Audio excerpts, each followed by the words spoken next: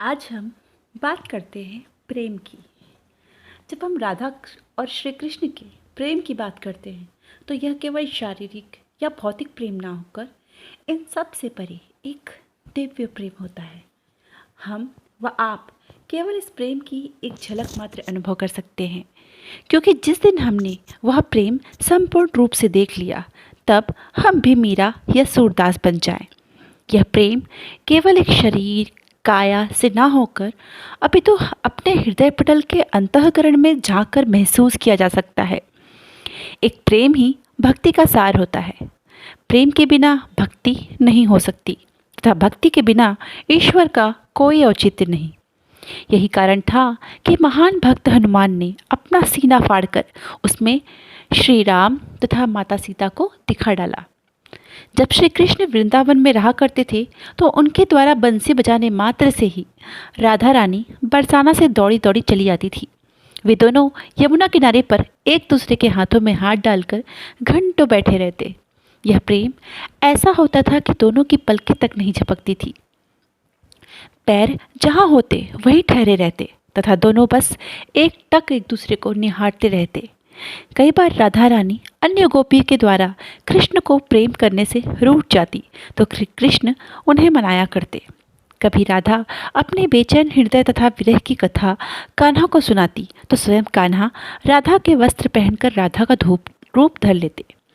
अपनी राधा के लिए कृष्ण और अपने कृष्ण के लिए राधा सब मोह माया लोभ लज्जा सांसारिक बातों इत्यादि को भूल जाते। वही राधा व कृष्ण के परीक्षा की घड़ी तब आई जब दोनों के विरह का समय आ गया। हालांकि दोनों को ही पता था कि निश्चित समय आने पर दोनों का विरह होगा तथा उसके बाद फिर पहले वाली स्थिति कभी नहीं रहेगी, किंतु दोनों ने यह सब भूलकर निश्चल मन से एक दूसरे को प्रेम किया। जब श्री कृष्ण वृंदावन से मथुरा जाने लगे तब राधा ने उनसे वचन में यही मांगा था कि उनके हृदय में केवल और केवल उन्हीं का निवास हो। इसी के साथ राधा को यह भी ज्ञात था कि अब उनका मिलन नहीं होगा, इसलिए उन्होंने दूसरे वचन में यह मांग लिया कि उनके इस भूमि को छोड़ने से पहले एक बार कान्हा से मिलन अवश्य हो। क्या आप इस विरह को समझ सकते हैं? जो राधा पहले एक क्षण कान्हा से जुदाई का अनुभव सहन नहीं कर सकती थी, उस राधा को जब अपने कान्हा से हमेशा के लिए दूर रहना है।